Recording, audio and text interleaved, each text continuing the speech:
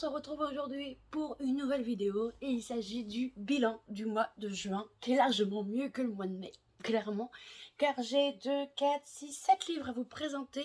D'ailleurs je vais commencer par la BD, ce sera beaucoup plus simple et ouais, je vais vous présenter tout ça, n'hésitez pas à me dire, voilà, comme ça. Je vais enchaîner les vidéos là aujourd'hui et je sens que je vais pas chômer.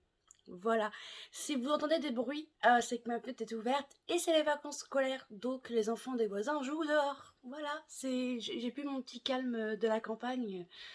Bon, après, c'est pas les infos les plus bruyants, on va pas trop s'en plaindre, mais du coup, on va commencer et on commence avec la BD Hadès, la corne d'abondance, publiée chez Unique Héritage Édition.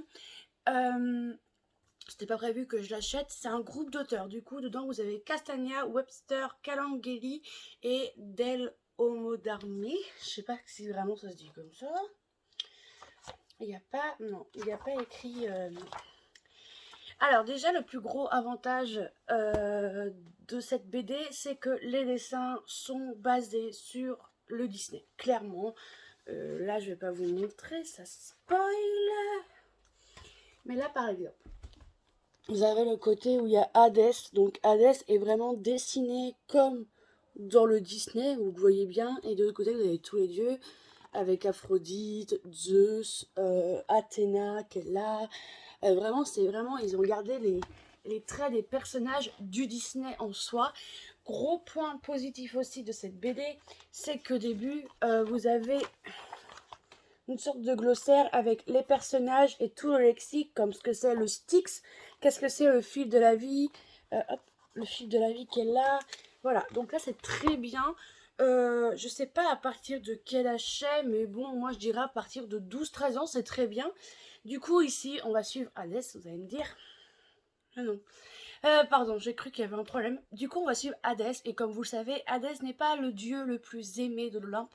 Et comment dire, chaque année ou tous les je sais plus combien de fois, combien de temps, ils font une fête, tous les dieux font une fête et ils n'ont pas invité Hadès parce qu'ils savent très bien que Hadès va tout faire pour faire une bêtise et gâcher la fête. Du coup, Hadès se met en colère parce qu'il n'est pas invité et il va décider de voler la corne d'abondance qui est nulle autre qu'une chèvre qui un jour s'est cassé une corne et la corne en question, si vous la récupérez seule sans la chèvre, vous avez les pleins pouvoirs. Voilà. Vous en doutez, il n'y a pas spécial comme il aurait vu et tout. Ça se lit bien, c'est sans prise de tête, c'est une bonne BD. C'est pas la BD, mais c'est une très bonne BD. Pardon, si j'ai le hockey, ça va être chiant. Et ouais, je recommande, moi j'ai bien aimé. Et là, cette fois-ci, on part dans du roman, mais du roman. J'ai lu Un pas après l'autre de Fanny Madjani, publié chez Hugo Roman. Une romance surtout en poche, il n'est sorti que en poche. Où ici, on va suivre Adèle. Non. Si, c'est ça. Adèle a quitté l'Ardèche pour le nord de la France et là-bas, elle va travailler pour je sais plus comment ça s'appelle, un club de voile en fait, où là-bas ils font de la voile, du kitesurf, voilà, ils font que des trucs vraiment nautiques, on va dire. Et c'est au Cap, pas au Cap Vert, non, au Cap, au Cap, au Cap, Cap, Cap, non pas Cap d'Anne non plus, Audrey. Au Cap, oh bah c'est dégueu ça. Côte d'Opale, il n'y avait pas le mot cap. C'était à part dans les côtes d'Opale, du coup elle quitte l'Ardèche pour les côtes d'Opale dans le nord, mais elle le quitte pour une certaine bonne raison qui va nous faire poser 3000 questions. Voilà. Et en fait, de l'autre côté, on a Nils qui lui a fait le tour du monde, car c'est un champion de kitesurf et il a fait le tour du monde et il rentre enfin chez lui aux côtes d'Opale où il va retrouver tous ses amis, sa famille et tout. Il va retrouver absolument tout le monde. Et d'un côté, vous avez Nils qui lui vit au jour le jour, sans prise de tête. Voilà, il fait sa vie, mais qui a quand même certaines peurs, toute cette peur d'être,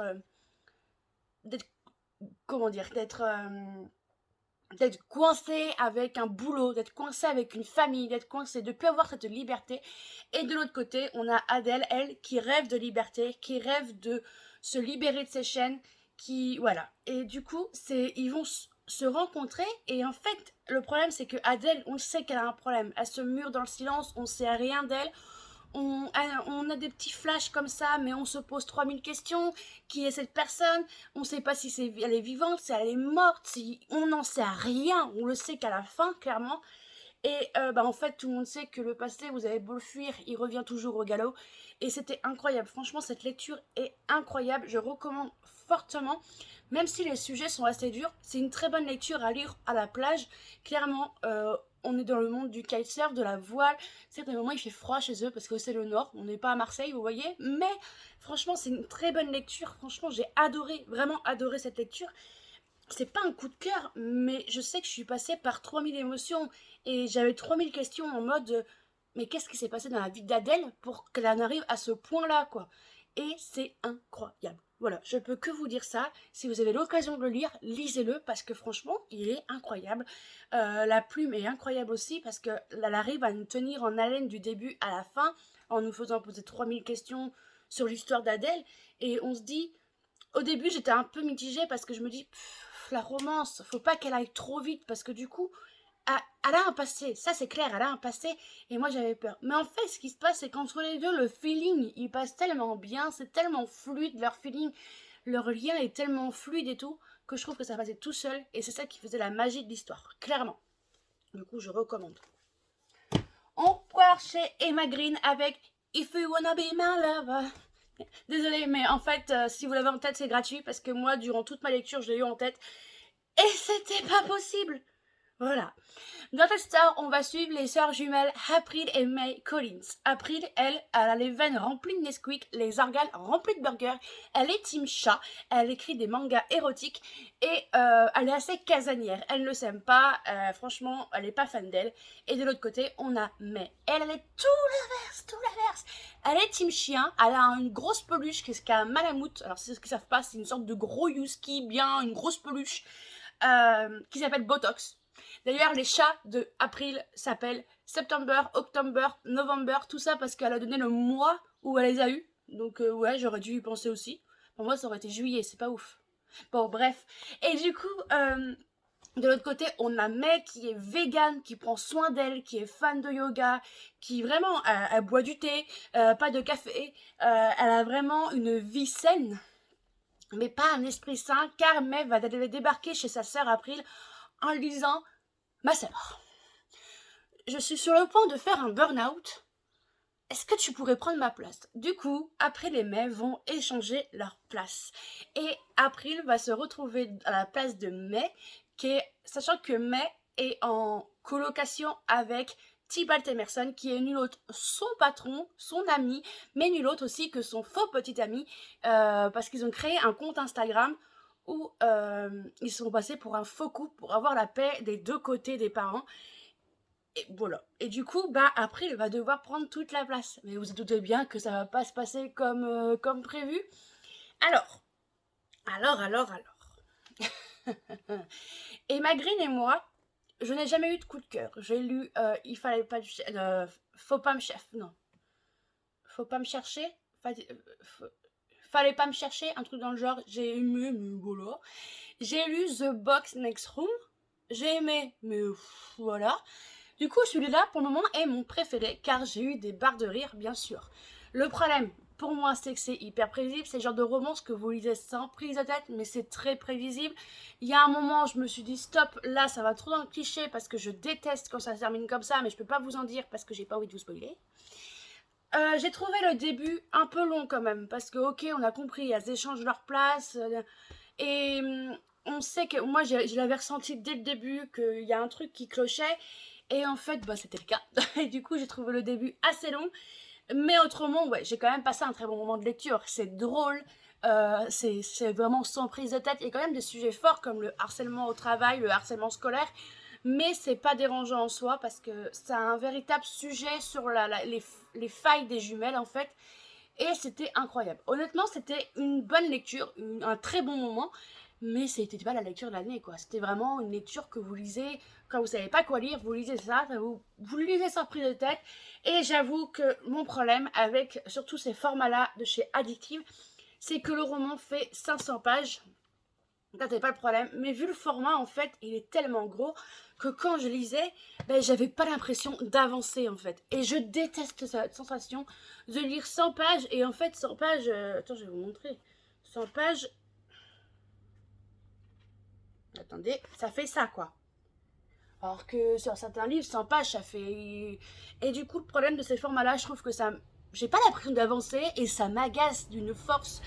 Et du coup, autrement, c'est une bonne lecture. Si vous voulez avoir des Spice Girls dans la tête, des références de manga, des références des années 90, des références... Ouais, des références. Si vous voulez avoir les veines remplies de Nesquik, n'hésitez pas à le lire. Franchement, c'est quand même une bonne lecture. Et j'espère un jour avoir un coup de cœur sur un Emma Green. Je suis désolée, mais j'en ai lu 3. Pour le moment, c'était une bonne lecture. Et n'hésitez pas, vous, si vous lisez des Emma Green, dites-moi en commentaire quel est votre Emma Green préféré. Peut-être que, voilà, parce que pour le moment... Du coup, lui, il va arriver sur, il va sur Vinted. Voilà, je vous le dis. De toute façon, je filme cette vidéo, on est mercredi. Je vais les mettre ce soir, donc peut-être que vous aurez un peu de chance pour les avoir, mais voilà. Je me fais de la place, quoi. Bref, on continue avec de la romance. On finira avec la fantasy. J'ai lu et terminé la troisième... J'ai terminé une saga avec le troisième tome de Palisade Park, Blue Shield. Blue Shield, où cette fois-ci, on va suivre Travis et Ava. Travis est un policier assez mystérieux, assez casanier. Voilà, il est... C'est pas le policier le plus sociable qui doit exister. De l'autre côté, on a Ava. Ava, elle, qui est fleuriste, qui a toujours des fleurs dans les cheveux, qui a toujours le sourire, qui est hyper communicatif à travers le livre. D'ailleurs, elle a un sourire, elle a une joie de vivre tellement communicatif que c'est juste incroyable, quoi. Et j'ai adoré ce personnage. J'ai moins aimé Travis, j'ai eu du mal avec lui. Mais du coup, là, ce qui va se passer, c'est que Ava va être arrêtée, accusée du cambriolage de sa boutique de fleurs où elle est employée. Et Travis se dit, Ava, la voisine de chez moi, de ma résidence, Ava. Genre, elle aurait cambriolé sa boutique. Non, lui, il n'est pas d'accord, il se dit non. Comme on dirait chez moi, il y a une coucouille dans le pâté. Oui, chez moi, on dit ça. Désolée. Et du coup, il va mener l'enquête et tout, et il va se rendre compte qu'il y a des petits... Parce qu'on sait rien sur la famille de Travis, donc voilà. C'était une bonne lecture aussi, c'était clairement pas mon tome préféré. Mon tome préféré reste le 2, avec Derek et June, le Enemies to Lover. Là, on est plus sur un Grumpy Sunshine. Mais en fait, mon problème, c'est que je n'ai pas compris, ou c'est moi qui a loupé le truc, mais je n'ai pas compris le déclic qu'a eu Travis pour dire oui à Ava pour se mettre en couple. J'ai pas compris, en fait. Et c'est ça qui m'a bloqué dans ma lecture. Parce qu'autrement, c'est une très bonne lecture. Les personnages sont incroyables. J'aime bien toute cette solidarité autour de la résidence. Comment tous les résidents sont solidaires entre eux. Comment la bande de potes, là, du coup, Derek, Matthew, June et Lee sont vraiment soudés. Et c'est drôle. Ils sont drôles entre eux. Mais j'avoue que celui-là, bah, peut-être que je suis passée à côté. Je sais pas. Mais à part Ava, où on apprend plus, on apprend beaucoup plus par contre sur eux. Ça, c'est génial. Mais j'ai loupé, il y a un truc qui m'a manqué, clairement. Mais ça reste une bonne trilogie que je vous recommande pour cet été, clairement. Vous voulez une lecture, une saga, une trilogie sans prise de tête, allez rapidement au bord de la plage parce que vous avez des longues vacances et tout. Je vous recommande pas Palisade Park parce que franchement, on est à Santa Monica, quoi de mieux que la plage, le surf pour passer de bonnes vacances. On termine avec la dernière romance du mois, avec mon coloc qui est une rockstar de Claire Doss, publiée chez Addictive. Oui, j'ai lu du Addictive, et surtout que Addictive a sorti ce nouveau format de livre. Voilà. Je l'ai lu en 2 jours. Celui-là, je l'ai lu en 1 semaine. Et du coup, c'est beaucoup mieux, c'est moins... Ah ouais, non, c'est beaucoup mieux. Le format est mieux, la lecture est mieux. Enfin, la lecture est mieux. Oui, c'est une bonne lecture aussi. Mais du coup, lui, il fait 328 pages aussi. Il est plus petit, mais j'aime beaucoup ce format. C'est agréable, vraiment agréable. Et du coup, dans cette histoire, nous allons suivre Chris, chanteur star du groupe Sparkle Kiss, c'est ça? Ouais, Sparkle Kiss, qui en fait va avoir un accident de moto et il va se retrouver à l'hôpital. Et le même jour, vous avez Adèle, non pas Adèle, Perle, pardon. Perle, en fait, qui, le même jour, va avoir un grave accident de voiture et malheureusement, elle va perdre son petit ami dans l'accident. Et vous allez vous dire, mais quel est le lien entre les deux? Eh ben c'est pas l'accident. Voilà. En gros, c'est pas l'accident. Il y a un lien entre les deux. Je ne vous dirai pas lequel, mais ce n'est pas l'accident en soi. Mais ce qui va se passer, c'est que d'un côté, vous avez Chris qui est insupportable avec les médecins, qui balance des balles sur les murs, qui fait un peu sa rockstar, quoi. Il est un peu chiant, quoi. Et de l'autre, vous avez Pearl qui balance des plateaux repas sur les infirmiers, qui est immonde. Elle est horrible. Elle est, oh mon dieu, elle est exécrable. Mais d'un côté, en fait, c'est qu'elle n'arrive pas à faire son deuil de son petit ami qui est décédé dans l'accident. Et vous avez des infirmières tout sourire, oh la vie est belle, nanana, qui vomissent des arcs-en-ciel. Et d'un côté, je me mets à sa place, je me dis, bah ouais, meuf, va vomir des arcs-en-ciel ailleurs, laisse-moi faire mon deuil, laisse-moi être en colère en fait. Du coup, c'est totalement compréhensible. Et en fait, à un moment donné, le service médical, on a clairement ras les pâquerettes de ces deux personnages absolument immondes avec eux. Ils se sont dit, tiens, on va les foutre dans la même chambre et on va les séparer d'un rideau, parce que vu lui que c'est une star, et il veut pas être spécialement reconnu. Donc ils vont leur mettre un rideau entre les deux pour pas que Pearl reconnaisse Chris et autres. Et ils vont cohabiter. Et en même temps, en fait, ce qui se passe, c'est que Chris a le syndrome de la page blanche. Il n'arrive plus à composer de musique. Et Pearl est romancière, elle écrit des romances. Et du coup, ils vont essayer de s'entraider. Et du coup, Pearl va aider Chris à écrire des chansons. Et voilà, ce côté-là est magique. Ce roman est fait en 2 parties. Voilà, c'était un bon moment, j'ai bien rigolé, franchement j'ai vraiment bien rigolé, c'était drôle. La première partie j'ai beaucoup aimé parce que voilà, c'est une sorte de cohabitation. La deuxième partie en fait, il y a une révélation que je ne vous dirai pas. Et ben en fait ce qui s'est passé c'est que la romance je trouvais qu'elle était très vite, genre le problème qu'il y a eu était très vite excusé. Voilà. Et du coup je sais pas comment vous le dire mais en gros j'ai trouvé que ça allait trop vite sur la fin. Et c'est dommage. Pareil, celui-là va arriver sur Vintage parce que c'était une excellente lecture. J'ai vraiment passé un bon moment, mais honnêtement, je vais pas le relire. Donc, je me fais de la place. Et on termine avec de la fantasy. Je vais commencer par le petit, parce que l'autre, je vais galérer avec les noms, alors on fera la fin. J'ai lu Mysteries of Thorns Manors de Margaret Rogerson, publié chez Big Bang. Pour ceux qui ne savent pas, ce roman est une nouvelle de moins de 200 pages qui se lit après Sorcery of Thorns, parce que si vous le lisez à l'avant, vous allez vous faire spoiler. Moi, je vous le dis.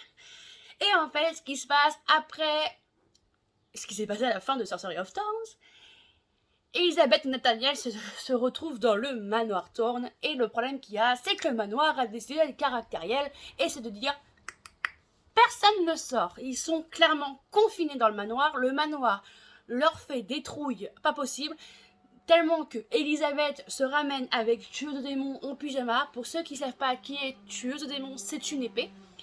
Nathaniel, on le retrouve bien sûr blessé suite à ce qui s'est passé juste avant. Je ne vous dirai pas quoi, je vais pas vous spoiler. Et du coup, bah, il est toujours aussi puissant, c'est quand même un sorcier. Et mais un sorcier un peu trouillard parce qu'il aime bien se cacher derrière Elisabeth. Et du coup, ils vont découvrir pas mal de secrets sur ce manoir, sur la famille, sur... Voilà, c'était une bonne lecture. Vraiment, après, j'ai préféré quand même Sorcerer of Thorn parce qu'il est tout petit. C'est l'édition Grimoire en relié. Il est tout petit, mais franchement, voilà, c'est vraiment un très bon moment. Et c'est qu'un bonheur pur, vraiment un pur bonheur de retrouver ces personnages, de retrouver Elisabeth, Nathaniel et Scylla, parce que moi je suis team Scylla. Vous allez vous dire mon book boyfriend c'est Nathaniel, non, moi c'est Silas, d'accord? J'aime ce chat, ce démon, je l'adore, je le kiffe, je le... Alors pour ceux qui ne savent pas, je sais pas si on va le voir, là, il est là, ça c'est Silas, voilà. Et du coup à la fin de Sorcery of Thorns, on avait un petit mystère sur lui, et... sauf que... Petit bémol. Où est la suite? Parce que désolé, mais cette fin, moi, elle me convient pas. Moi, je veux une suite. Voilà, c'est tout ce que j'ai à dire. Ça fait comme Sorcery of Thorns. Il y a une fin ouverte là. Je déteste ça. Vous me faites un point ou vous m'annoncez qu'il y a un autre tome. Mais voilà. Et on termine avec un one-shot. Un one-shot. Un one-shot avec la première sortie des éditions Sabran.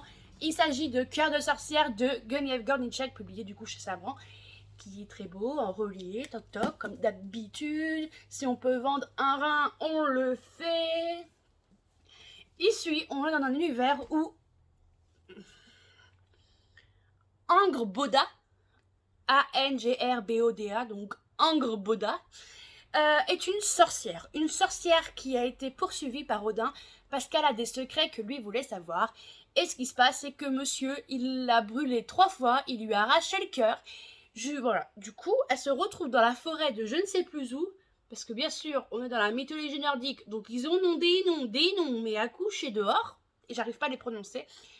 Et du coup, elle se retrouve dans la forêt de je sais plus quoi. Honnêtement, je vais vous lire la forêt de je sais plus quoi parce que je ne peux pas vous la dire.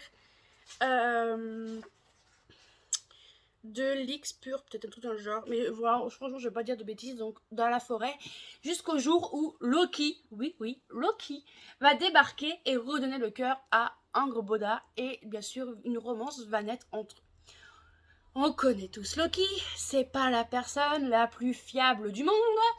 Du coup, on a Loki où elle va avoir une romance. Elle va se faire une amie qui s'appelle Skadi. Et avec Loki, elle va avoir 3 enfants. Elle va avoir elle va avoir... Du coup, elle va avoir elle va avoir un enfant loup et un enfant serpent. J'ai perdu leur nom. Chut. Du coup, voilà, d'où le loup, si vous voyez bien sur la couverture. Là, vous avez une enfant. Là, vous avez un loup. Et là, vous avez un serpent. Là, la tête de serpent, là. Du coup, je vous spoil pas, franchement, c'est écrit mère de 3 enfants terribles promis à un destin apocalyptique, qui est le cas d'ailleurs. Parce qu'en fait, le gros point fort de ce roman, pour moi, déjà, c'est Angrboda. C'est une femme forte, une mère loyale, une amie fidèle. C'est vraiment un personnage absolument incroyable qui est prête à tout pour ses proches, quitte à se sacrifier. Clairement, elle est incroyable. J'aime cette femme. Juste le personnage d'Angrboda est incroyable. Et l'autre sujet vraiment incroyable, c'est l'univers, parce que clairement l'auteur nous plonge dans la mythologie nordique. Moi, j'y connaissais rien, mais absolument rien. Et j'ai appris énormément de choses, que ce soit sur l'univers, sur les 9 mondes, sur vraiment les 9 mondes qui existent. J'ai appris beaucoup de choses. J'ai appris, franchement, c'était incroyable. Je peux pas vous dire autrement, à part que c'était incroyable.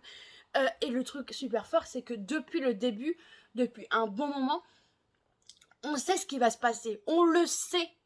Voilà. Parce qu'il y a des visions et on sait strictement ce qui va se passer.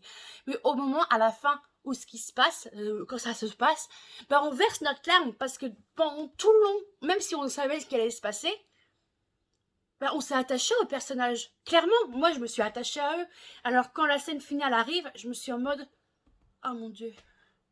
Oh non. » Peut-être parce que voilà, j'aurais voulu que ce soit faux, mais waouh, juste incroyable.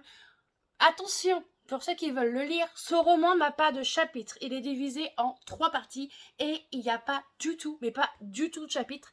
Donc c'est vrai que ça peut être un peu long à lire. Le début est long, mais un coup qu'on est rentré et qu'on découvre vraiment tous les personnages, comment ils sont attachants et tout, vous pouvez que foncer. Vraiment, première sortie de chez Sabran que je peux que vous recommander. Voilà, j'ai fini. Ouh. Oui, il fait chaud en ce moment. Du coup, voilà pour mon bilan de juin. Oui, juin. N'hésitez pas à me dire en commentaire si vous en avez lu certains. S'il y en a certains qui vous tentent, que je vous ai donné envie de craquer d'ailleurs. Et sur ce, n'hésitez pas à mettre un j'aime, à commenter, à vous abonner, ça fait plaisir. Je vous dis à samedi prochain pour le tag de la mi-année, où en gros on va faire le bilan. Ouais. À samedi prochain.